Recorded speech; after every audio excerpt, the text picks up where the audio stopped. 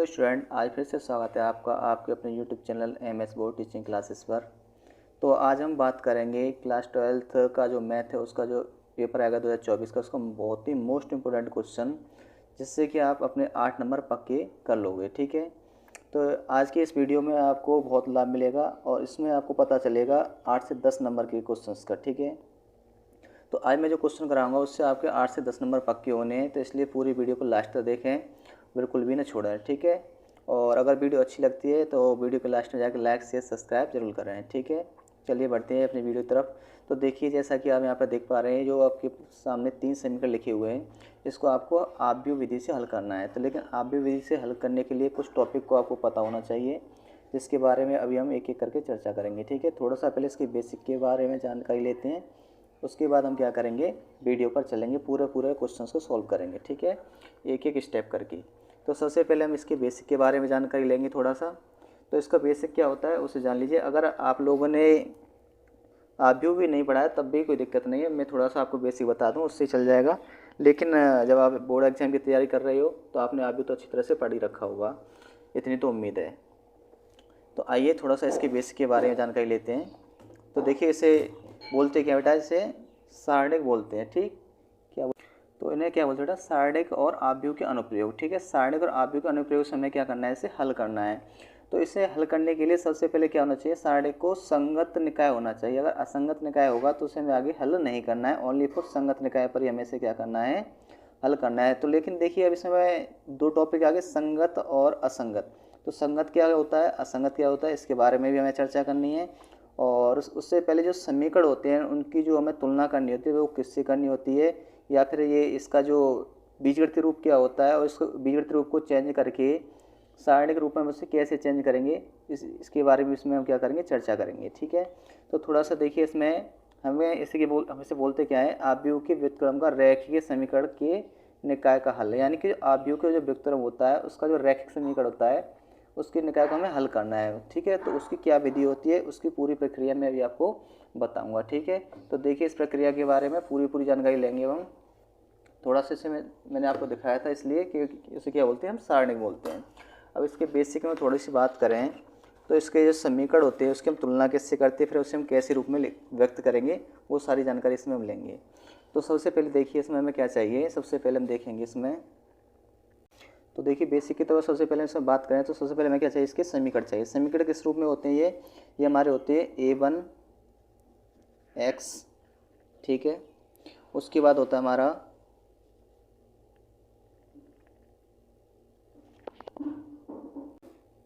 a1x, उसके बाद होता है बेटा हमारा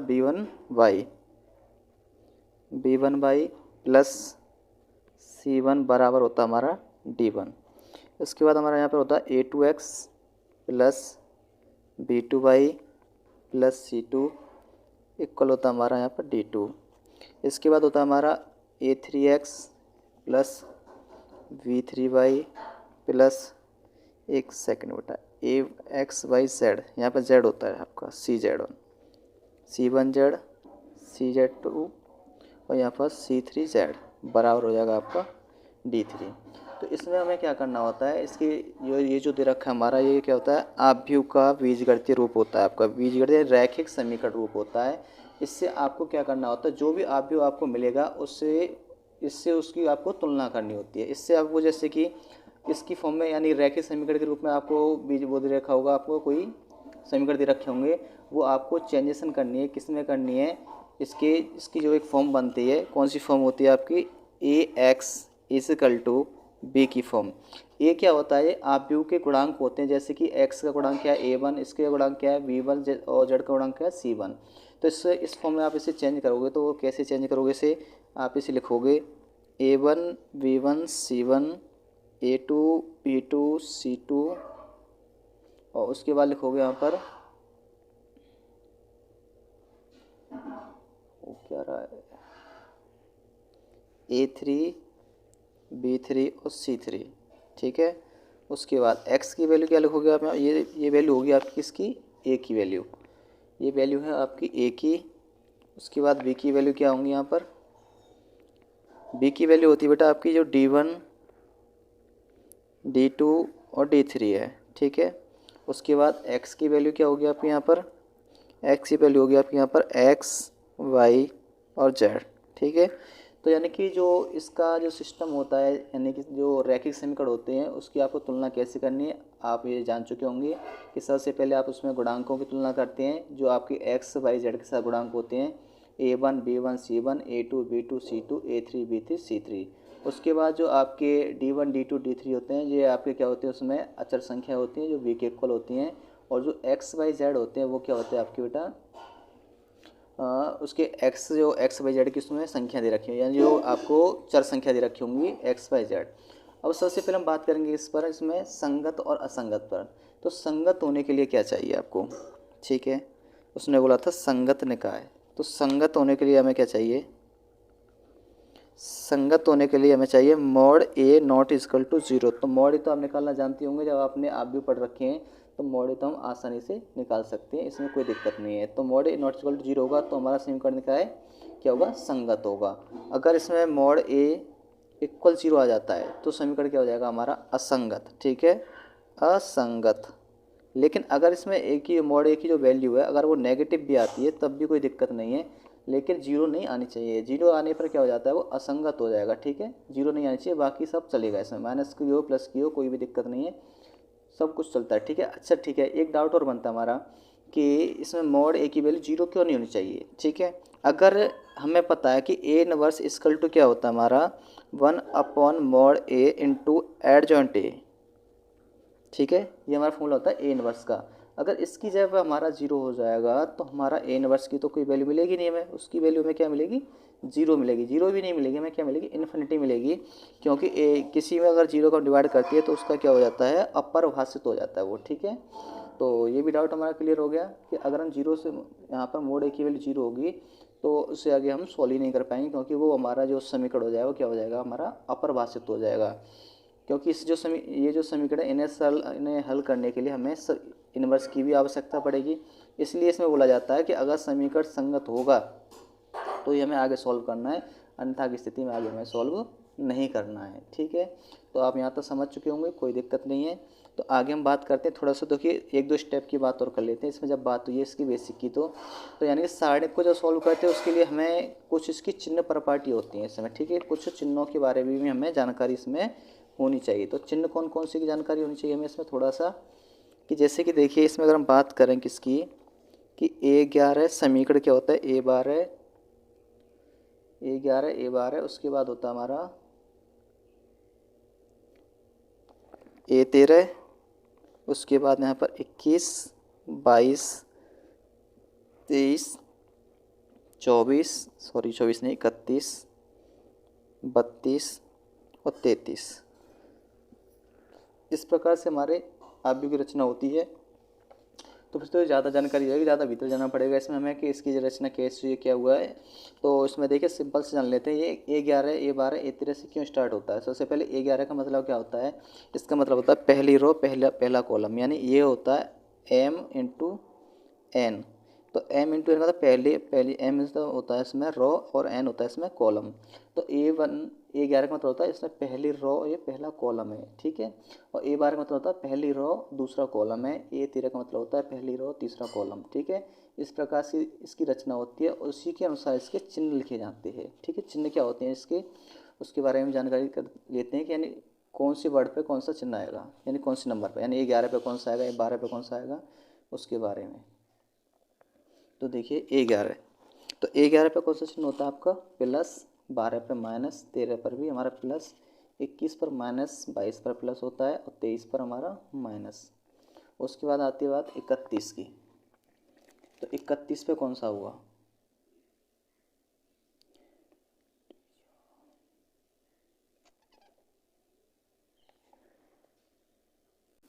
ठीक है। तो देखिए 31 की वैल्यू क्या होगी यहाँ पर प्लस आएगी और 32 की माइनस, फिर उसके बाद क्या होगा 33 की भी प्लस होगी।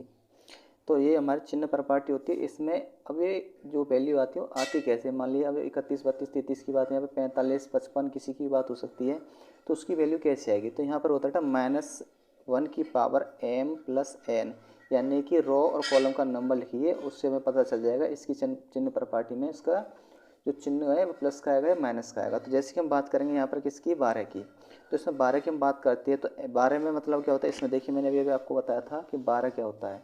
12 में होता है पहली रो दूसरा कॉलम, यानी m का मान 1 है, n का मान 1 है, 2 है, तो 1 और 2 कितना हो गया, माइनस से 1 की पावर 3 लगाएंगे तो इसका आंसर क्या आएगा, माइनस का ही आएगा। ठीक है, तो इसी प्रकार से अगर किसी और संख्या की बात करते हैं, मान लिया हमने यहाँ पर बात की किसकी, 24 की, तो 24 में क्या होगा, दूसरी रो चौथा कॉलम, तो 2 की 2 प्लस 4 कितना हो जाए 6, 2 की माइनस की पावर 6 लगाएंगे तो उसका जो चिन्ह आएगा किसमें आएगा, प्लस, यानी अगर माइनस की घात विषम होता है तो माइनस चिन्ह आता है, अगर घात सम होता है तो प्लस चिन्ह आता है। ठीक है, तो चिन्ह के बारे में पता चल गया, और इसकी बेसिक थोड़ा सा हमें मतलब कि तुलना किससे करते हैं उसके बारे में हमें पता चल चुका है यहाँ पर, और उसके बाद हमें यानी 11 12 के बारे में पता चल गया, और इसमें समीकरण निकाय के बारे में हमें पता चल गया, संगत असंगत क्या होता है और जीरो में क्यों नहीं लेना होता। तो चलिए इसके बाद हम सीधे बात करेंगे किस पर, क्वेश्चंस पर जो हमें सॉल्व करना है। ठीक है, तो अब हमें क्या करना है, एक्स वाई जेड की मतलब रैखिक समीकरण को हल करके उसमें से एक्स वाई जेड की वैल्यू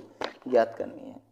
तो सबसे पहले हम समीकरण पर बात करेंगे। जो समीकरण में दिया हुआ है, समीकरण क्या है आपके सामने लिखा हुआ है, 2x plus Y plus Z बराबर 1, एक्स माइनस 2y माइनस के 3 जेड बराबर 1 है, उसके बाद 3x 2y प्लस 4 जेड बराबर 5 का हल आव्यूह विधि से। तो आव्यूह विधि से हल करने के लिए मैंने अभी आपको बताया था एक से जो तुलना करते हैं, यानी इससे हम कैसे फॉर्म लिखते हैं। तो सबसे पहले आपको एक छोटी सी सुंदर सी लाइन लिखनी होगी इसमें, वो लाइन क्या होती है, चलिए अब हम बात कर देंगे सबसे पहले उसी पर। तो सबसे पहले यहाँ पर लिखिए आप सॉल्व। ठीक है, सॉल्व करेंगे सबसे पहले हम यहाँ पर, तो हमें लिखेंगे, हमें लिखना क्या है कि दिए गए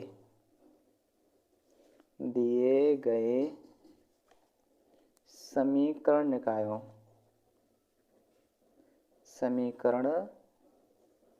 निकायों को क्या करना है आपको,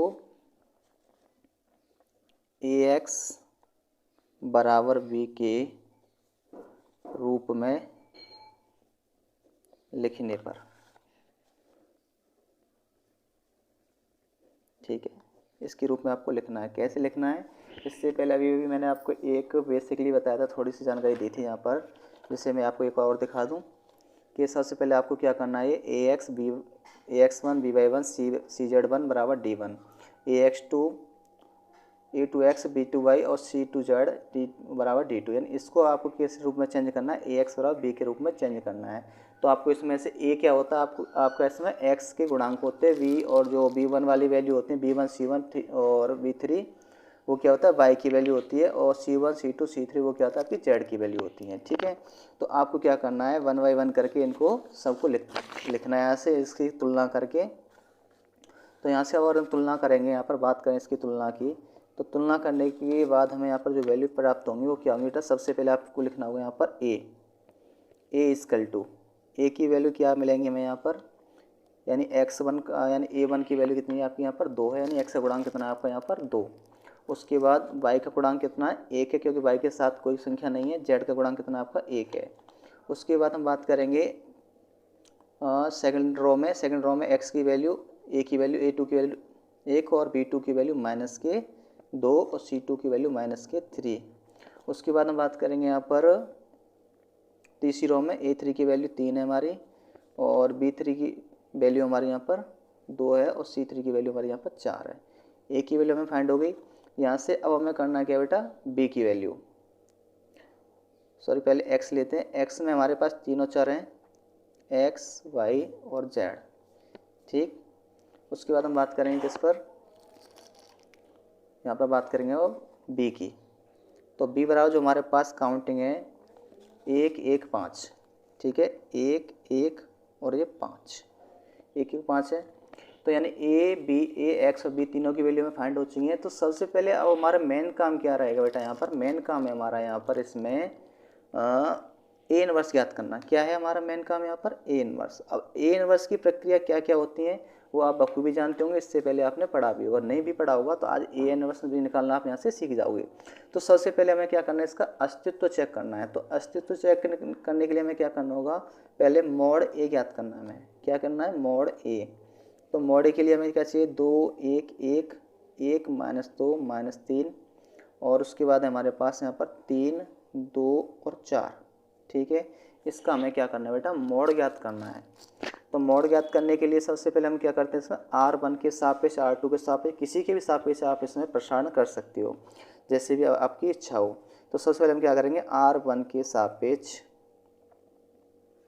प्रसारण। अगर देखिए आपको ये भी निकालना नहीं आता है तो आप कमेंट करके मुझे बता सकते हो, उसके लिए मैं अलग से वीडियो बनाऊंगा फिर। तो इसमें सबसे पहले हमें क्या करना होगा, फिर भी मैं आपको बहुत स्लो मतलब बहुत डीपली लेके चलूँगा इसमें कि कैसे कैसे हमें इसमें करना है। तो सबसे पहले पहला वर्ड लेते हैं, R1 में 2 है, उसके बाद ये चारों अवयव हमें लेने हैं, -2 -3, उसके बाद 2 और यहाँ पर 4। सेकंड मैंने बताया था आपको, उसमें जो चिन्ह प्रॉपर्टी बताई थी उसमें हमें क्या करना है, इसमें इसकी वैल्यू में 2 लेके चलनी है, किसकी, वो सॉरी माइनस लेके चलना है। यहाँ पर 12 पर क्या होता है, -1 आएगा। उसके बाद हमें ये तो चार वर्ड लेने हैं, यानी 1 लेना है, -3 लेना है, उसके बाद 3 लेना है, यहाँ पर 4 लेना है।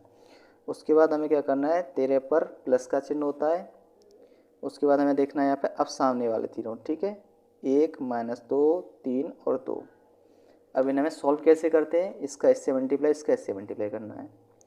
ये हो जाएगा -8 और इसका इससे मल्टीप्लाई करेंगे, 3 दूनी 6, बीच में माइनस का साइन होता है तो माइनस माइनस हो जाएगा ये प्लस का। ठीक है, तो अब इसे आगे हल करेंगे। तो आगे हल करने पे ये माइनस का तो साइन पहले से ही है, यहाँ पे इसका इससे करेंगे तो प्लस के 4 3 तक के 9, माइनस माइनस प्लस के 9 हो जाएगा यहाँ पर। उसके बाद देखिए प्लस का 1 2 1 2 और प्लस के 3 और 2 5 करिए से, ये हो जाएगा 2 और यहाँ पे माइनस का 2, -1 इंटू 9 और 4 13। ठीक, उसके बाद प्लस 5 और 2 7, तो ये हो जाएगा -4 और -13 और ये हो जाएगा प्लस के 7। 13 और 4 कितना होता है आपका 17, माइनस के प्लस के 7 इक्वल टू आ गया आपका -10, यानी 0 नहीं आया है। तो समीकरण का आपका क्या होगा, संगत होगा। तो आप बताओ इसे, मोड नॉट इक्वल टू 0, तो इसे लिखिए यहाँ पर, अतः समीकरण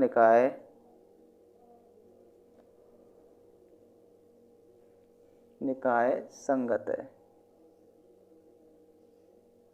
तो अब हमें क्या करना है, ए इनवर्स ज्ञात करना है। ठीक, तो अब यहाँ से अब इसमें ए इनवर्स ज्ञात, तो स्टूडेंट इसमें थोड़ी सी मिस्टेक हो गई थी, हमारी रिकॉर्डिंग बंद हो गई थी और मैंने पूरा क्वेश्चन आपको करा दिया। ठीक है, तो इसमें क्या है कि जो पूरा क्वेश्चन जो मैंने कराया था, जहाँ से रिकॉर्डिंग रुक गई है वहाँ से आपको क्वेश्चन को पूरा बताता हूँ कैसे कैसे क्या हुआ इसमें। तो देखिए सबसे पहले मैंने आपको यहाँ तो बता ही दिया है कि हमारा समीकरण जो है वो संगत है। तो हमें इनवर्स निकालना है, तो इनवर्स निकालने के लिए हमें क्या निकालना होता है, इसके सेकंड ज्ञात करने। तो यहाँ पर हमने लिखा हुआ है ए के आव्यूह के सेकंड ज्ञात कीजिए। तो सेकंड कैसे ज्ञात करते हैं, जैसे कि मैंने अभी आपको इसमें R1 के सापेक्ष प्रसारण बताया था, उसी प्रकार से हमें इसके सेकंड ज्ञात करने होते हैं। ठीक है, तो देखिए सबसे पहले मैंने वैल्यू निकालेंगे यहाँ पर किसकी, A11 की। A11 बराबर क्या हमारा, मोड -2 3 2 4। ठीक है, तो A11 वैल्यू हम कैसे निकालते हैं वो मैं आपको बताता हूँ। वैसे मैंने वीडियो में बताया था, लेकिन क्या करें वीडियो रुक गई थी, उसमें हमने थोड़ा सा ध्यान नहीं दिया आपको पढ़ाने के चक्कर में। तो यहाँ से देखिए पहली रो, अगर हम पहले R1 के सापेक्ष प्रसारण, पहले यहाँ पर हम A11 12 13 की वैल्यू निकालेंगे, तो हमारे कॉलम को पहले दबाना है और उसके बाद फिर रो को दबाना है उसके बाद। ठीक है, जब A11 की वैल्यू फाइंड हो जाएगी तो उसमें आपको एक ये वाले 4 वर्ड आएंगे, उसके बाद आपको निकालना 12 की वैल्यू। तो आपको ऐसे करके दबाना है, तो उसमें आपके पास क्या बचेंगे, फर्स्ट एंड लास्ट के वर्ड बचेंगे। इसी प्रकार से आपको 13 पे थर्ड बार कॉलम दबाना है। हर बार आपके कॉलम दबाएंगे, रो सेम वही रहेगी। जब सेकंड टाइम पे आप 21 का निकालोगे तो सेकंड रो दबानी है। ठीक है, इसी प्रकार से आपको लिखना है ये सभी। तो जैसा कि आप देख पा रहे हैं, हमने यहाँ पर लिख रखा है कि सबसे पहले हम देखते हैं A11 क्या है आपके पास, यहाँ पर A11 की वैल्यू मोड लिखा है हमने, -2 3 2 4। 4 का 2 से इंटू करेंगे कितना हो जाएगा, 8 हो गया। 2 का 3 से करेंगे तो हमारे पास 6 हो जाएगा। तो 8 प्लस के 6, माइनस के 8 है तो घटा के कितना रहेगा आपका, -2 बचेगा। इसी प्रकार से हम 12 की वैल्यू निकालेंगे। 4 का 1 से इंटू करेंगे तो 4 हो जाएगा। 3 का 3 से करेंगे प्लस के 9 हो जाएगा। लेकिन 12 पे क्या होता है बेटा, आपका माइनस होता है, तो माइनस के कारण क्या आ जाएगा आपका, माइनस के मोड 13। ठीक है, तो देखिए थोड़ा सा इसमें आपके मोड में दिक्कत आया था, जिससे कि हमें A13 से पता चला था। वो हमारा किसका हुआ था, जैसे कि 2 1 2 और यहाँ पर माइनस माइनस प्लस के 3 दूनी 6, 6 और 8 हुआ था। तो यहाँ पर 17 से 8 घट के आपको यहाँ पर मोड 9 बचेगा, यानी 10 नहीं बचेगा, 9 बचेगा। यहाँ पर 13 की बात करेंगे तो A13 13 के एलिमेंट्स की जब हम इसमें गणना करेंगे 2 एकम 2 और माइनस माइनस प्लस के 3 दूनी 6, तो हमारे पास कितना आ रहा है यहाँ पर प्लस के 8। उसके बाद करते हैं यहाँ पर A21 की बात। 21 की बात करेंगे 4 एकम 4 और माइनस के 2, 4 से 2 घटाएंगे कितना बचेगा हमारे पास, माइनस के 2 बचेगा। ठीक है, क्यों बचेगा, वैसे तो प्लस है लेकिन 21 पे क्या होता है आपका यहाँ पर माइनस होता है, इसलिए यहाँ पर माइनस बचेगा। उसके बाद हम बात करते हैं A22 की वैल्यू। 22 की वैल्यू क्या होती है, 4 दूनी 8 माइनस के 3 एकम 3, 8 से 3 जाएगा 5 बचेगा, क्योंकि 22 में हमारा प्लस होता है। माइनस प्लस कैसे होता है वो चिन्ह प्रपार्टी में आपको पहले बता चुका हूँ। उसके बाद देखिए 2 दूनी 4 3 एकम 3, 4 से 3 जाएगा 1 बचेगा, लेकिन प्लस का पर क्या करें 23 पे क्या होता है हमारा माइनस होता है। क्यों होता है, एक बार मैं फिर से आपको बता दूं कि माइनस 1 की पावर 2 प्लस 3, 2 प्लस 3 कितना होता है, माइनस 1 की पावर होता है बेटा 5 हो जाता है। तो माइनस के 5 क्या हो जाएगा आपका माइनस का 1 है, क्योंकि अगर माइनस की चिन्ह की घात विषम होती है तो हमारा जो चिन्ह आएगा वो माइनस आएगा, अगर प्लस होती है तो वो प्लस आएगा। ठीक है, तो 31 की बात करेंगे हम यहाँ पर, तो 3 एकम 3 माइनस का 3 है, और ये माइनस माइनस क्या हो जाएगा प्लस के 2 हो जाएगा, घटाकर कितना बचता है आपका माइनस का 1 बचेगा। उसके बाद देखिए हम बात करें किसकी, 32 की। तो जब 32 की वैल्यू निकालेंगे हम, तो माइनस के 3 दूनी 6 और प्लस के 1, तो घटाकर किसका बचेगा माइनस का बचेगा, लेकिन सामने माइनस का साइन है तो ये किसका हो जाएगा हमारा प्लस का। उसी प्रकार हम 33 की बात करते हैं, तो 33 में हमें क्या करना है, माइनस के 2 दूनी 4 और तो एक क्या 1 से गुणा करेंगे तो माइनस का 1, तो टोटल माइनस के 5। उसके बाद लिखना है यहाँ पर ए के सह खंडों से बना अवयव। ठीक है, तो जो हमारे ए 11 12 21 22 की जो वैल्यू आई है उससे आपको क्या करना है, नंबर वाइज यहाँ पर लिख लेना है। तो इसे लिखने के बाद हमें क्या निकालना होता है उसका एडजॉइंट। एडजॉइंट होता है ए के सह खंडों का परिवर्तित, यानी जैसे कि रो दे रखी है, ये आपको चेंज करके किसमें लिखना है, कॉलम में। ऐसे करके रो है, ये ऐसे करके कॉलम में आ जाएगा, जैसे कि 2 13 8 माइनस के 2 13 और 8। ठीक है, सेकंड रो उसका भी हम क्या करेंगे कॉलम बनाएंगे, थर्ड रो उसका भी क्या बनाएंगे कॉलम बनाएंगे। उसके बाद देखिए ए जो हमारा इनवर्स होता है वो क्या होता है, ए इनवर्स बराबर 1/mod A into adjoint A. तो mod A कितना आया था हमारे पास, माइनस के 1/9 आया था। उसके बाद ये क्या हमारी एडजॉइंट की वैल्यू है। ठीक है, यहाँ से हमें ए इनवर्स फाइंड हो गया है। इसके बाद हमें निकालना क्या है, एक्स वाई जेड की वैल्यू निकालनी है। तो एक्स वाई जेड की वैल्यू कितनी होगी वो हम देखेंगे भी यहाँ पर। ठीक, तो देखिए सर इसके बाद हमें क्या लिखना है, अब x बराबर ए इनवर्स सी के रूप में लिखने पर, तो यहाँ पर अब हम x बराबर ए इनवर्स सी के रूप में इसे लिखेंगे और उसके बाद इसकी वैल्यू फाइंड करेंगे। तो यहाँ पर देखेंगे x वाई जेड बराबर कितना है 1/9, और ये हमें आगे दिया हुआ है 1/5, यानी कि x क्या होता है यहाँ पर, x वाई जेड अचर संख्या, जो चर संख्या होती हैं। ए इनवर्स क्या है जो भी हमने फाइंड किया यहाँ पर, और v की वैल्यू मैं आपको एक बार दिखा दूँ क्या हमारे पास 1 1 5, ये हमारी क्या है v की वैल्यू है।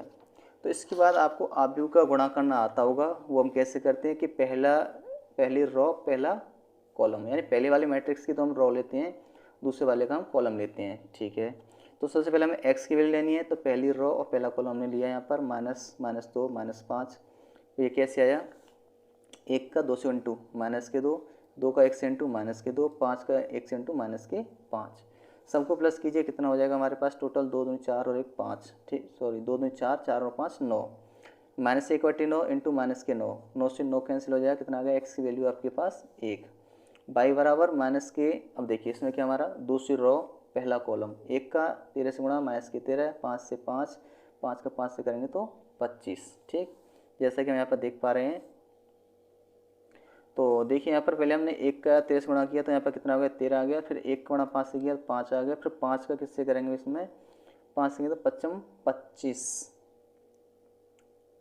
एक सेकेंड कुछ तो मिस्टेक है इसमें। ठीक है, मिस्टेक इसमें क्या है, एक इसमें जो ये 5 आ रही है इसकी यहाँ पर मिस्टेक है, उसे देखते हैं कहाँ पर आ रही है। वो हमारी आ रही है यहाँ पर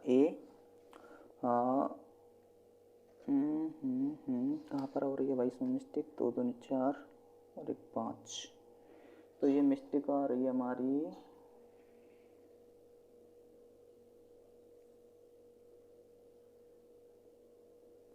ये मिस्टेक है हमारी 32 की, ए 32, 3 दूनी 6 माइनस के 2 1 2, यानी माइनस का 1, कुल मिलाकर ये माइनस के 7 होना चाहिए, माइनस माइनस प्लस, यहाँ पर प्लस के 7 होगा। ठीक है, क्या होगा यहाँ पर प्लस के 7, तो चेंजेशन होकर यहाँ पर 7 हो जाएगी ये, इसी कारण से हमारा आंसर थोड़ा सा गलत हो रहा था, तो यहाँ पर होगा हमारा 7। ठीक, अब सही होगा। तो देखिए यहाँ पर हो जाएगा हमारा 5 सत्ते 35, 35 और 5 40, और 40 से 13 घटाएंगे कितना बचेगा यहाँ पर देखिए -13 + 40 माइनस करके रहेगा आपके पास यहाँ पर 27। तो यहाँ पर आएगा आपका 27 और ये 9 से कटेगा आपका -3। तो 1/3 नहीं, y की वैल्यू आएगी आपके यहाँ पर ओनली फॉर 3। ठीक है। उसके बाद देखिए यहाँ पर z की वैल्यू, जब z की वैल्यू आप निकालोगे तो इसमें 1 का 8 से करोगे 8 आ गया, 1 का -1 से -1 और माइनस के 25, 25 और ये कितना होता है 26, 8 से 26 जाएगा माइनस के 18, तो 9 से 18 2 बार और माइनस माइनस कितना हो जाएगा आपका प्लस, z की वैल्यू प्लस के 2। अगर आपको लगता है कि हमारा आंसर सही है गलत है तो आप इसको वेरीफाई भी कर सकती हो किसी भी एक इक्वेशन में रख के। तो मैं वेरीफाई करके बताता हूँ आपको। जैसे कि देखिए ये पहला इक्वेशन है, इसमें आप x y z की वैल्यू पुट कीजिए। सबसे पहले देखिए यहाँ पर x की वैल्यू कितनी आई थी आपकी 1 आई है। उसके बाद y की वैल्यू देखिए कितनी आई आपकी -3। ठीक है, -3, 1 गुणा -3। उसके बाद z की वैल्यू कितनी आई आपकी, एक बार देखते हैं, +2 आया यहाँ पर, बराबर 1 आंसर आ रहा है। 2 -3 + 2, तो 2 और 2 कितना होता है आपका 4, -3 घटा के कितना बचेगा 1, 1 बराबर 1, यानी आपका आंसर बिल्कुल करेक्ट है, कोई भी इसमें मिस्टेक नहीं, छोटी मोटी। तो अब देखिए अगर आपको वीडियो अच्छी लगी हो, अगर आपके क्वेश्चन समझ में आए हो तो मैं आपको 2-3 क्वेश्चन देता हूँ SW के लिए, वो आपको करके मुझे कमेंट में बताने हैं। ठीक है, कि आपने उसे सॉल्व कर लिया या नहीं कर लिया। ठीक है, सबसे पहला क्वेश्चन आपको देखना है यहाँ पर ये वाला। ठीक है, एक बार देख लीजिए ढंग से, ये क्वेश्चन आपको इसमें से ए का मान ज्ञात करके देना है। ए दे रखा है तो इसमें ए के स्थान में क्या आएगा, एक्स वाई जेड की जो वैल्यू होगी वो आपको निकाल के देनी है। ठीक है, यहाँ पर जैसे उसके गुणांक देते हैं वहाँ पर इसको आपको यहाँ पर क्या दे रखा है, ए दे रखा है, तो आपको इसकी वैल्यू फाइंड करके देनी है। ठीक, एक क्वेश्चन ये है आपके लिए। एक मैंने आपके लिए 2x2 मैट्रिक्स का रखा है, 2x2 मैट्रिक्स का, ये भी आपको करके देना है। सभी के आंसर आपको कमेंट बॉक्स में देने हैं कि आपने किसका आंसर कितना निकाला है। ठीक, उसके बाद देखिए थर्ड क्वेश्चन, एक और क्वेश्चन मैंने आपके लिए लिया है ये वाला, ये यानी कि आपको 3 क्वेश्चन के आंसर आपको कमेंट मुझे बताने हैं कि किसका आंसर कितना आया। ठीक है, तो मिलते हैं हम अगली वीडियो में, जब तक आप अपना ध्यान रखिए और अच्छी तरह से अपनी पढ़ाई कीजिए। धन्यवाद।